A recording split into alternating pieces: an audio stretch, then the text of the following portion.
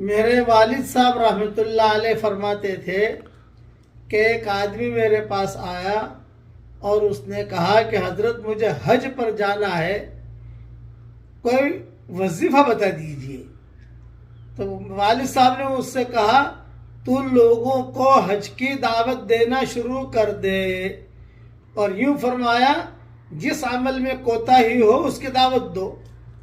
نماز پڑھنے کی توفیق نہیں مل رہی تو چلو کوشش کرو پڑھنے کی، لیکن دوسروں کو دعوت بھی دو۔ قرآن پڑھنے کی توفیق نہیں مل رہی، کوشش کرو پڑھنے کی اور دوسروں کو دعوت دو، قرآن پڑھو قرآن پڑھو، بھائی نماز پڑھو، تو اللہ تعالیٰ تمہارے لیے آسان کرے گا، تم حج کی دعوت دو۔ اس آدمی نے حج کی دعوت دینی شروع کی۔ والد صاحب رحمۃ اللہ علیہ فرماتے تھے کہ مولانا یوسف صاحب رحمۃ اللہ علیہ کے ساتھ اسی سال میں حج پر گیا۔ عصر کی نماز کے بعد میں اور مولانا یوسف صاحب رحمۃ اللہ علیہ اور حضرت